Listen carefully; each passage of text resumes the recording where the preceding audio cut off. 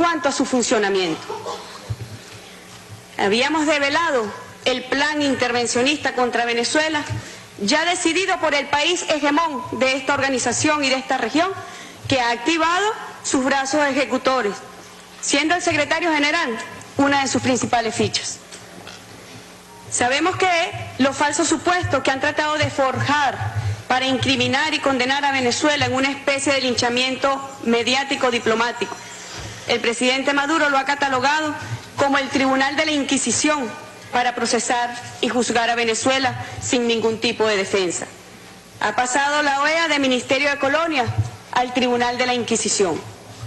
La desesperación de quienes adelantan la vulgar intervención contra mi país han llegado realmente a unos límites inauditos, insólitos, protagonizando sin duda alguna una dantesca escena sin precedentes.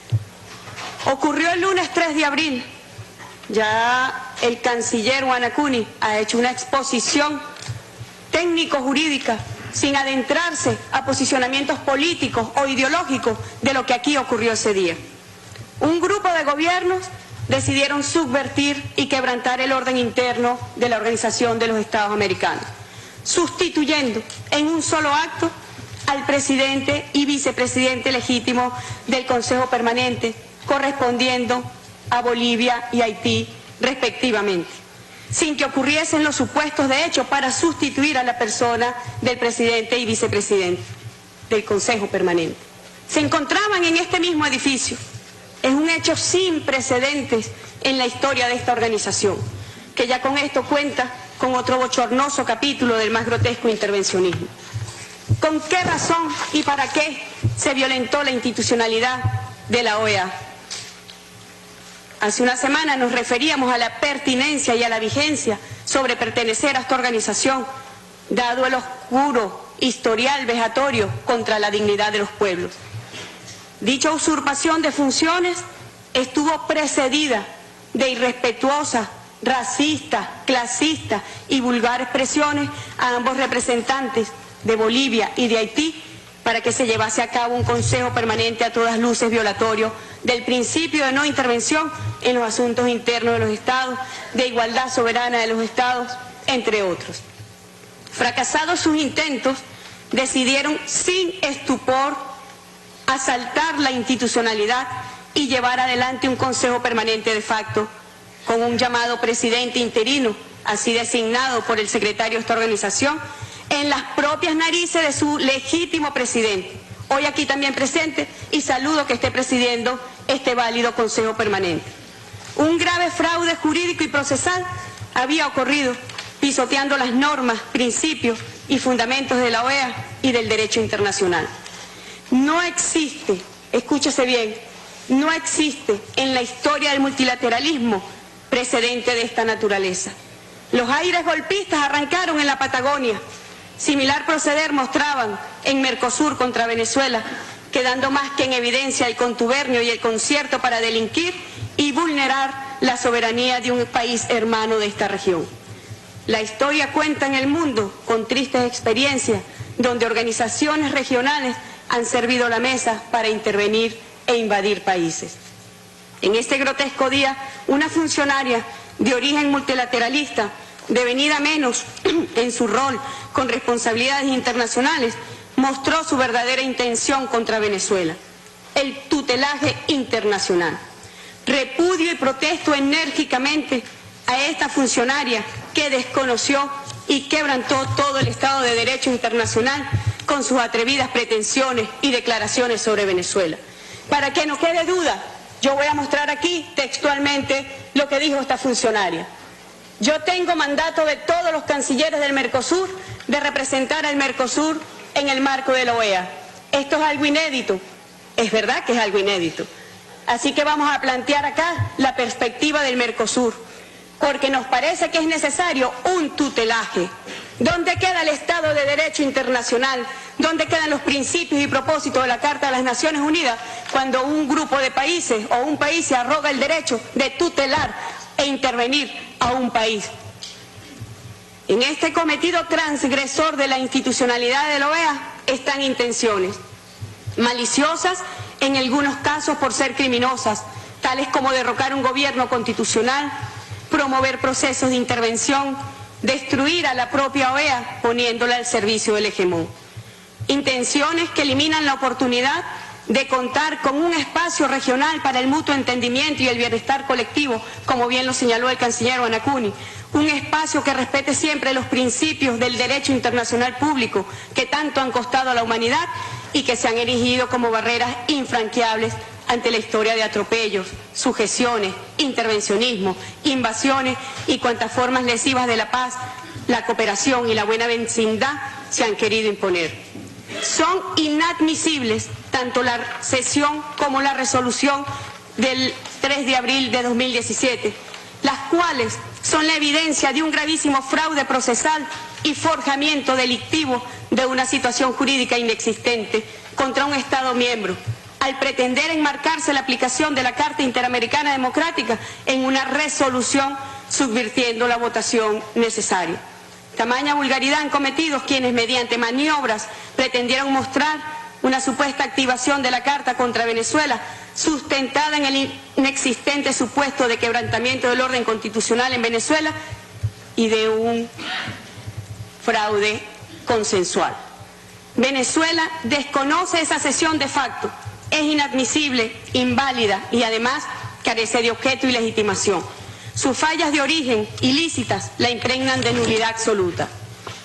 Nótese que la convocatoria sobre la situación de Venezuela, ya de por sí etérea, abstracta, indefinida, sin objeto jurídico válido y sin contar con el consentimiento del Estado concernido, la presentan 20 Estados, pero la resolución encapsulada la presentan 13 gobiernos nada más, que finalmente contó con el apoyo de 17 gobiernos. Pero además, ¿a cuál resolución nos referimos? Jamás en la historia se podría entender que se ha aprobado con apenas 17 votos una resolución en esta organización. Una versión circuló formalmente el 31 de marzo. Esta fue la versión que circuló. Una versión que fue y apareció súbitamente en el marco de esa sesión de facto que fue la que se aprobó. Yo le hablo a los países, a los representantes que conocen bien de fondo el funcionamiento de esta organización.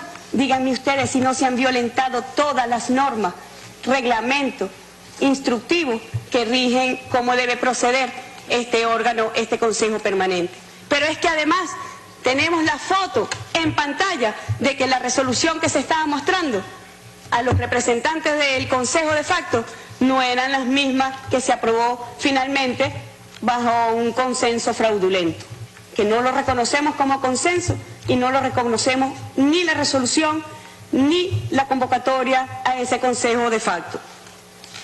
Es significativo que en el primer párrafo preambular de la resolución de la Asamblea General que adoptó la Carta Democrática se afirma que uno de los propósitos de esta organización es promover y consolidar la democracia representativa dentro del respeto al principio de no intervención.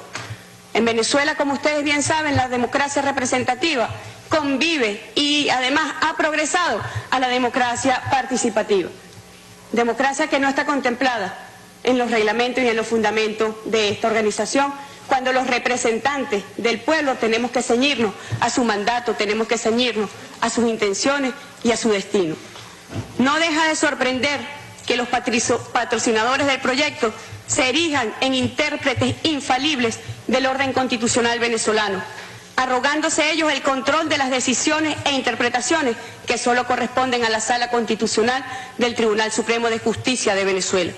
Pero aún sorprende más que lo hagan una vez que la misma sala a la que se imputa el incumplimiento de la ley ha aclarado mediante sentencias el alcance de decisiones anteriores, señalando expresamente que no cabe en absoluto interpretar estas como un desconocimiento de las competencias del Parlamento y reiterando su respeto a las inmunidades y privilegios parlamentarios.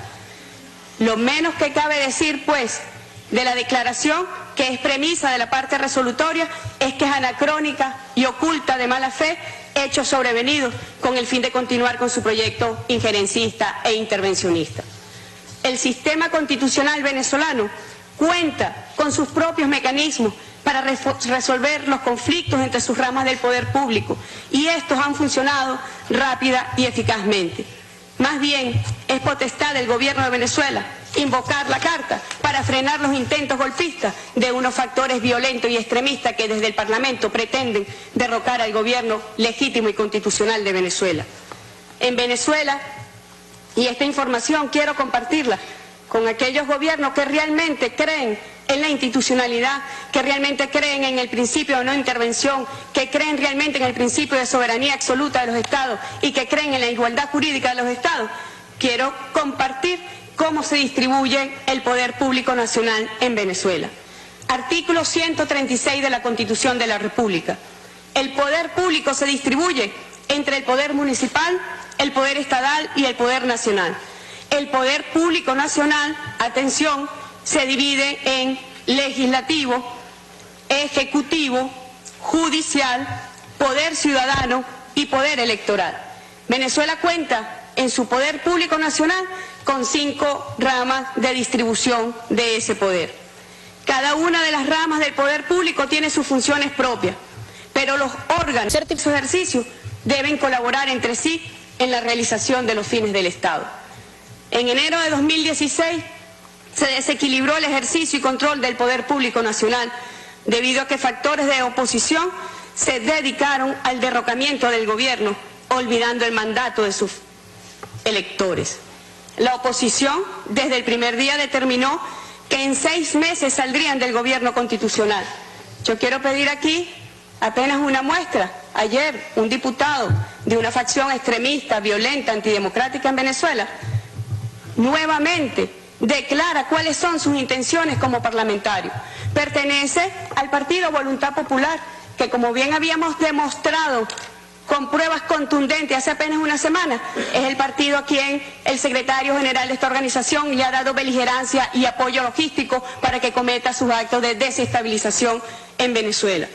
En ese video dice expresamente que ellos están allí para salir del gobierno. Por favor.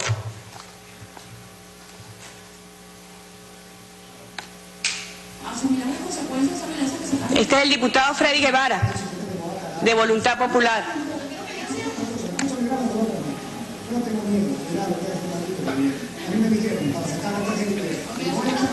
A mí me eligieron para sacar a esta gente, por favor detén, a este maldito gobierno, como lo llamó ayer. A mí me eligieron para sacar a esta gente.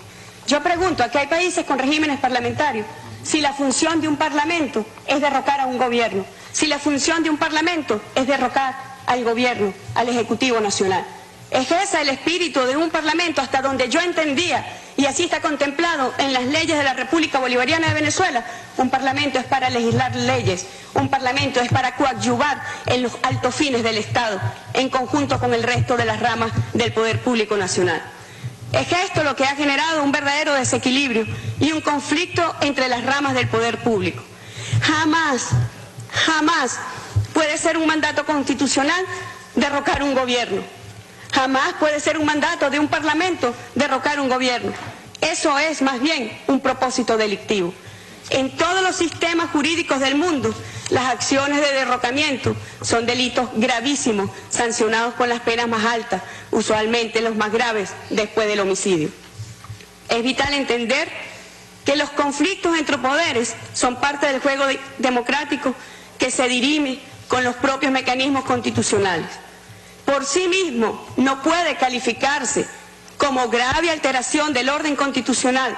Al contrario, debe tratársele como lo que es, un conflicto natural de poderes entre ramas de los poderes públicos. Es eso lo adecuado, es eso lo contemplado además en nuestro sistema constitucional. ¿Y qué ha hecho el gobierno del presidente Maduro?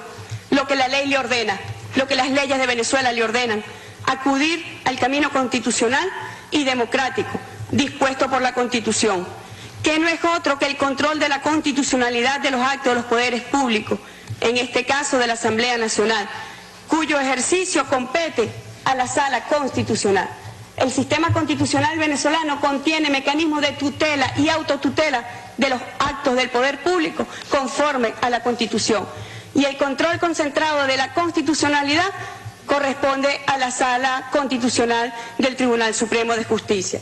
En fecha 31 de marzo, mientras muchos se alegraban con mala intención del conflicto de poderes que se había presentado en Venezuela, porque pensaban que había llegado la hora definitivamente de dar el golpe en nuestro país, el jefe de Estado, ustedes saben que en Venezuela el jefe de Estado es además también jefe de gobierno, activó el artículo 323 de nuestra Constitución.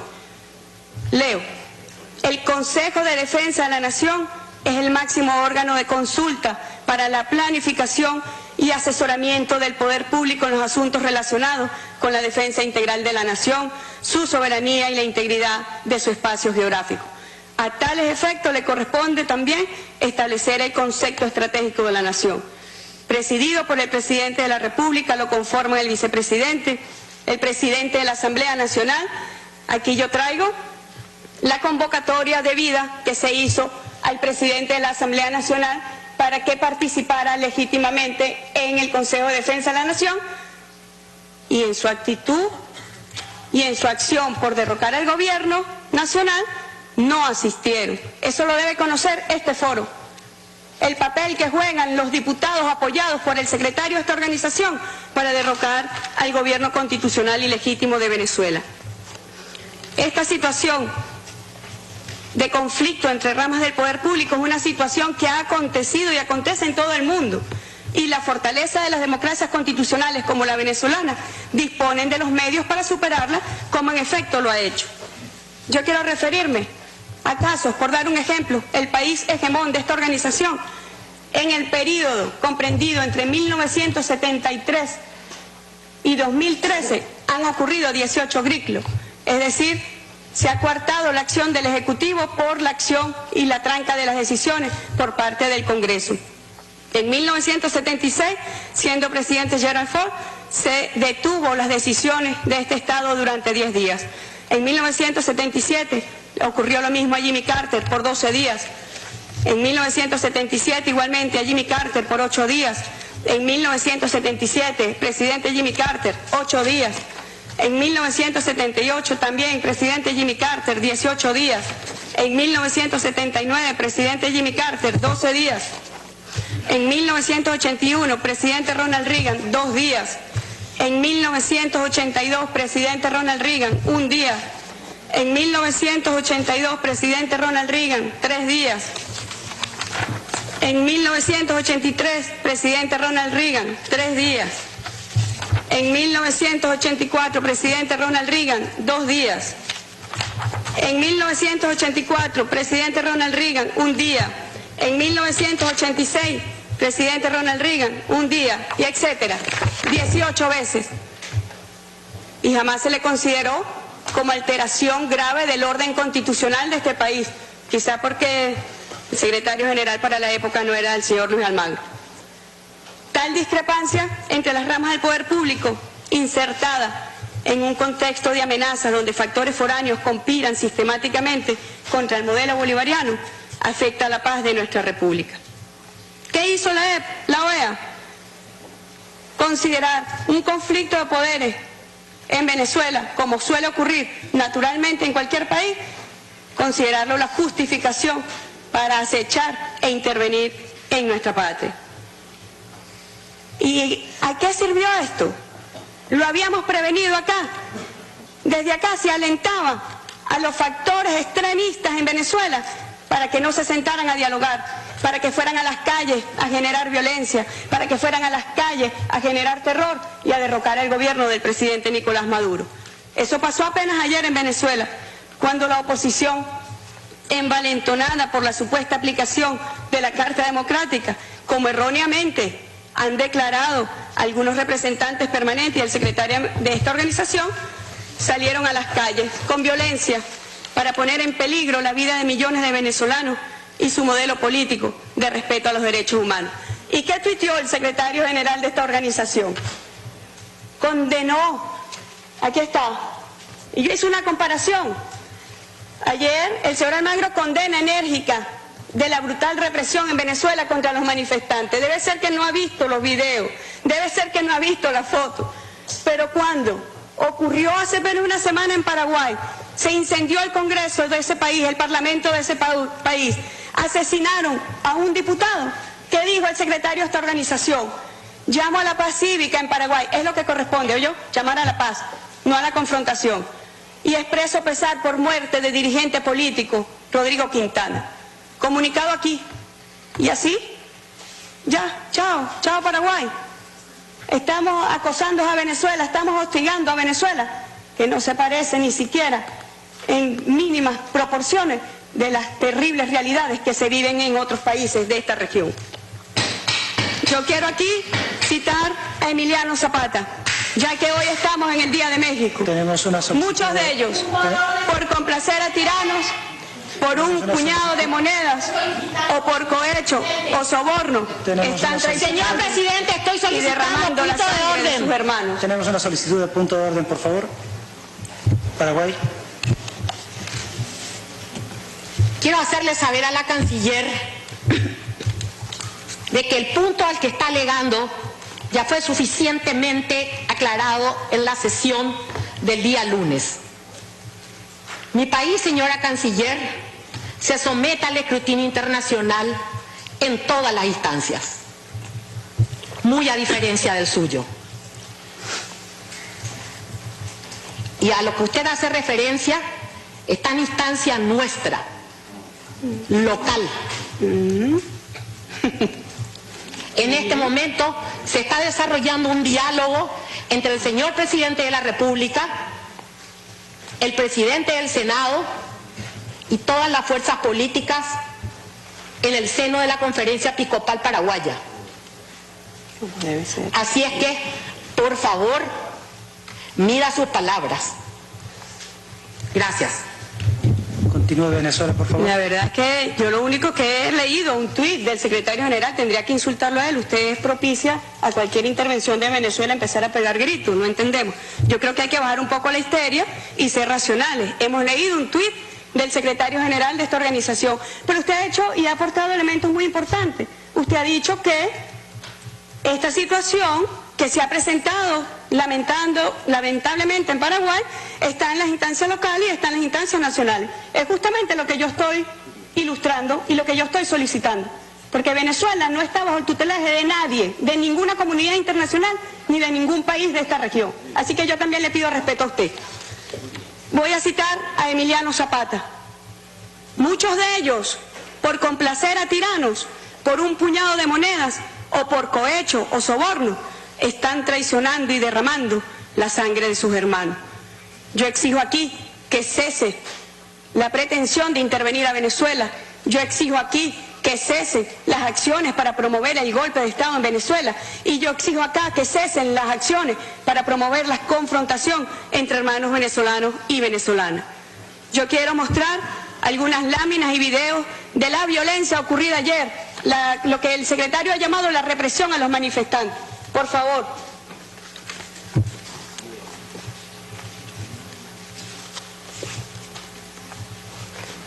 Voy a mostrar, aquí están los manifestantes atacando a las fuerzas de la seguridad ciudadana. Aquí están los manifestantes atacando a representantes de la Guardia Nacional Bolivariana, todas mujeres, por cierto. Ahí hay un video.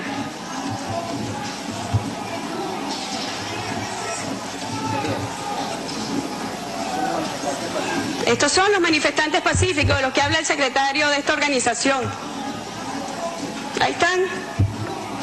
Yo quisiera saber en qué país se permite la violencia en las calles y que no actúen las fuerzas de seguridad ciudadana. Y las fuerzas de seguridad ciudadana en Venezuela actuaron para contener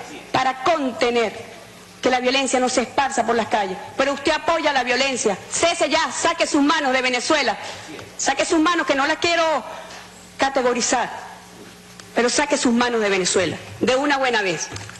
Aquí están los manifestantes pacíficos del señor Almagro, aquí están, atacando a la fuerza de la seguridad ciudadana. Aquí están los manifestantes pacíficos, humildes trabajadores que fueron secuestrados por los manifestantes pacíficos.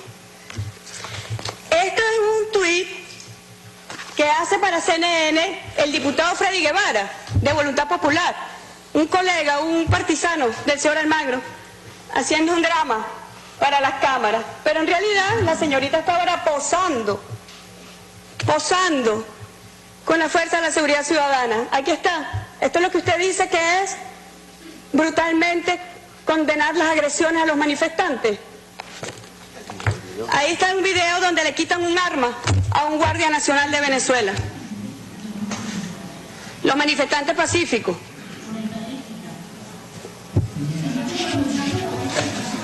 Ahí le quitan el fusil. Mira, le quitan el fusil. Amenaza con golpear al guardia. Esa es la represión que usted está condenando en Venezuela. Qué catadura, la verdad. Qué catadura está. Lanzan el fusil, juegan con el fusil. Yo quiero saber cómo hacen ustedes en sus países para contener la violencia, para contener estos actos. Ahí está, lo lanzan el fusil. Búrlese, señor secretario, búrlese, porque usted es un descarado. Búrlese. Pero yo también quiero mostrar al tiempo que pasaba esto en algunas zonas de Caracas, grupos muy reducidos, pero que generan violencia, apoyados por el secretario de esta organización. Al tiempo que ocurría eso, había una concentración gigantesca en rechazo al intervencionismo de Almagro, en rechazo al intervencionismo de la Organización de Estados Americanos. Aquí está la organización. Esto sí es una concentración pacífica. Esto es una concentración de un pueblo que sale a defender la independencia y la soberanía de Venezuela. Esto fue lo que ocurrió ayer. Comparen. ¿Dónde están los manifestantes pacíficos? Comparen.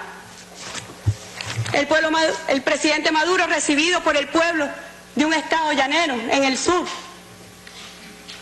Esos sí son los manifestantes pacíficos. Y lo que siempre va a ocurrir en Venezuela, triunfar la paz. Porque afortunadamente nuestro sistema constitucional contempla mecanismos de tutela, de autotutela, para preservar la estabilidad, para preservar la integridad, para preservar la paz. Y en eso está inspirado el modelo de la revolución bolivariana. Es nuestra máxima responsabilidad preservar la paz de nuestro país por encima de las acciones golpistas dirigidas desde este centro, que no debe ser la naturaleza de esta organización. Muy bien señalado por el canciller Guanacuni, excelentemente bien señalado. Esto debe ser un foro para el diálogo. Ya lo había dicho el presidente Correa. ¿Qué sentido tiene la OEA si tenemos la CELAC? Y se respondía, bueno, quizá puede ser un foro para el diálogo con los países del norte, pero no parece un foro para el diálogo. Es un foro para acosar a países, es un foro para intervenir países. Eso es lo que quedó demostrado y evidenciado en todas las acciones que han venido cometiendo, pero que el día lunes 3 de abril tuvo realmente una expresión muy grotesca de lo que pueden llegar a ser con su afán y su obsesión y su odio por intervenir a mi país. Yo quiero decir, con nuestro padre Pablo Neruda, podrán cortar todas las flores, pero no podrán detener la primavera. Y quiero también esta carta que le envía nuestro libertador Simón Bolívar al señor Irving, agente del gobierno de los Estados Unidos en 1818, quiero dedicársela al señor Almagro. Protesto a usted, no permitiré que se ultraje ni desprecie al gobierno y los derechos de Venezuela. Defendiéndolos contra la España, ha desaparecido una gran parte de nuestra población y el resto que queda ansía por merecer igual suerte. Lo mismo es para Venezuela combatir contra España que contra el mundo entero si todo el mundo lo ofende. Dirigido a usted, nuevo señor Irving de esta organización. La patria de Bolívar y Chávez no se rinde ni se vende.